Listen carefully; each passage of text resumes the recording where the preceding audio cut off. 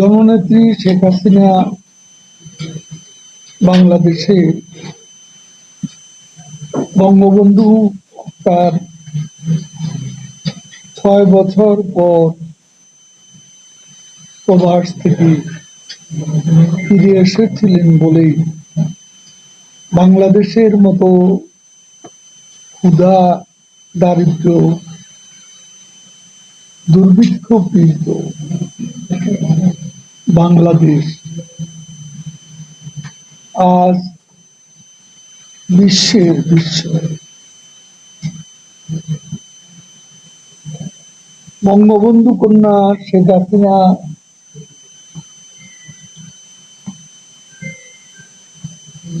1981 সালে স্বদেশ প্রত্যাবর্তনের পর তিনি তখন 75-এর বঙ্গবন্ধু সপরিবারে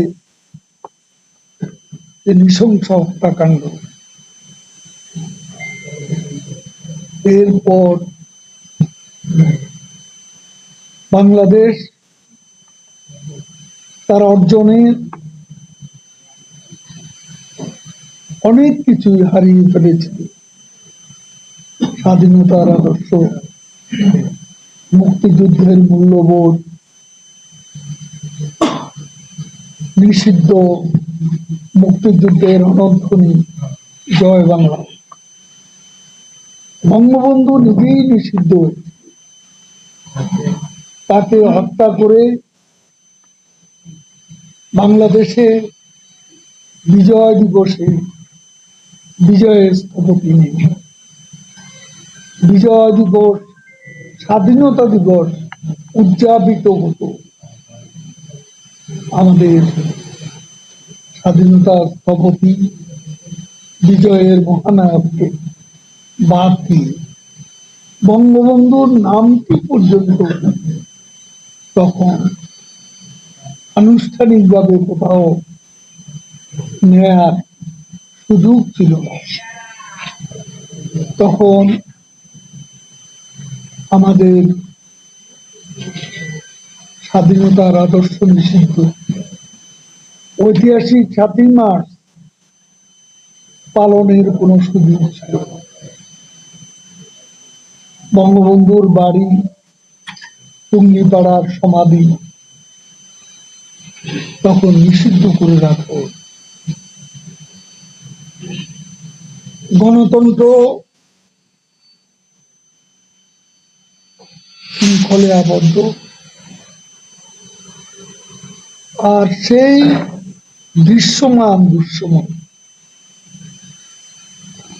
বঙ্গবন্ধু কন্যা শেখ হাসিনা আওয়ামী লীগের ঐক্যমতে, জাতীয় ঐক্যমত্যের সভাপতি শেখ হাসিনার স্বদেশ প্রত্যাবর্তন ঘটেছিল। তিনি এসেই সারা দেশ, সুনামগঞ্জ থেকে সুন্দরবন, কুতুবদিয়া থেকে তেঁতুলিয়া পর্যন্ত সারা বাংলাদেশ তিনি ছুটে গেছেন মানুষের কাছে। বঙ্গবন্ধু হত্যা উত্তর বাংলাদেশে হতাশা কবলিত দিশেহারা মানুষের কাছে ছুটে গিয়েছিলেন। বঙ্গবন্ধুর আপনজন ছিলেন রাজনীতিতে দেশের সাধারণ মানুষ। প্রধানমন্ত্রী বঙ্গবন্ধু কন্যা শেখ হাসিনারও আপনজন এদেশের। সেই হতাশা কবলিত বাংলাদেশে জনগণকে তিনি ঐক্যবদ্ধ করেছিলেন। আওয়ামী লীগকে সুসংগঠিত করে আন্দোলনের জন্য প্রস্তুত করেছিলেন গণতন্ত্র পুনরুদ্ধারের আন্দোলনে। তিনি ঝাঁপিয়ে পড়েছিলেন এবং গোটা জাতিকে উদ্বুদ্ধ করেছিলেন। এই আমরা সেই 17ই মে উদযাপন করেছি। শেখ হাসিনার যে অর্জন, যে রূপান্তর বাংলাদেশের ঘটেছে, একটা কথা বলা হয় না, সেটা হচ্ছে আজকে বাংলাদেশের এত উন্নয়ন সমৃদ্ধি কেন হয়েছে? সরকারের ধারাবাহিকতা, লিডারশিপের স্ট্যাবিলিটি, লিডারশিপের ধারাবাহিকতা এবং স্থায়িত্ব, এর কারণে আসলে বাংলাদেশ এত উন্নয়ন, এত অর্জন বাংলাদেশে সম্ভব হয়েছে। বাংলাদেশ বিশ্বের বিস্ময়ে রূপান্তরিত হয়েছে।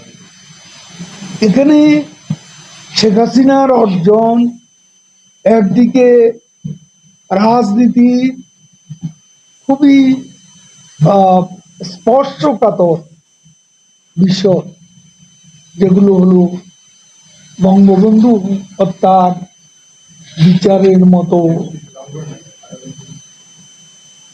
কাজ সম্পাদন করা সুকঠিন ছিল এবং যুদ্ধাপরাধীদের বিচার করার মতো সাহস বাংলাদেশে কেউ দেখাতে পারে। বঙ্গবন্ধু, আমি বলেছি গতকালও, বঙ্গবন্ধু যুদ্ধাপরাধীদের বিচার শুরু করেছে। 11,000 যুদ্ধাপরাধী তখন কারাগারে ছিল। জিয়াউর রহমান ক্ষমতা এসে এই 11,000 যুদ্ধাপরাধীকে ছেড়ে দিয়েছিল। এর মধ্যে 703 জন দণ্ডিত যুদ্ধাপরাধী, এদেরকেও ক্ষমা করে দিয়েছে। ঢাকা বিশ্ববিদ্যালয়ের 7 খুনের আসামিকে, প্রধান আসামিকে জিয়াউর রহমান ছেড়ে দিয়েছে। আজকে মির্জা ফখরুল ইসলাম যখন বলেন বাকশালী হিসাবে, আমি মির্জা ফখরুলকে আবারও স্মরণ করিয়ে দিতে চাই যে বাকশাল কোনো এক দল নয়, এটা ছিল একটা জাতীয় দল এবং এটার নামটা কৃষক আর শ্রমিক যুক্ত করা হয়েছে। এটা তো আওয়ামী লীগ, কৃষক শ্রমিক আওয়ামী লীগ, আর এটাকে এক বাকশাল বলে একটা গালিতে পরিণত করা দূরভিসন্ধি অনেকেরই ছিল। কিন্তু আমি মির্জা ফখরুলকে বলতে চাই, আপনাদের প্রতিষ্ঠাতা, আপনাদের নেতা জিয়াউর রহমান অফিসিয়ালি বঙ্গবন্ধুর কাছে আবেদন করে বাকশালের সদস্য আবেদন করে, সেটার কি জবাব দিল? সেটা আরো 2-1 বার বলেছি, জবাব পাই। অহেতু ঘাটাঘাটি করলে আপনাদের চেহারাটাই